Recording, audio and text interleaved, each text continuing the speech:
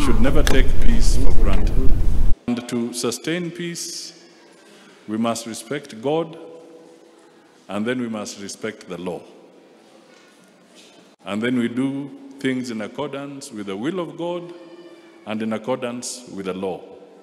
If we do that, then we are laying the foundation for peace, not only in our country, not only in our region, but globally. Cultural events have become superior to the pioneers. We were the pioneers. But so many other communities today are having cultural events that are superior to ours because they have evolved and they have targeted the changing times. So we must also do the same so that we can get new interest in the culture of this region, in the culture of our community, from the younger generation that I am talking about.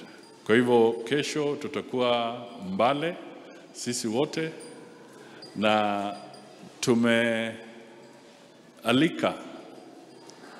troop ya Bombers of Kenya.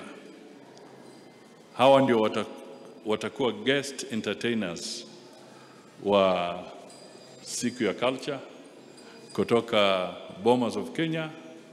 Watakuwa na sisi, watatutumbuiza na kimila zetu, na pia watuonyeshe mila za watu wengine,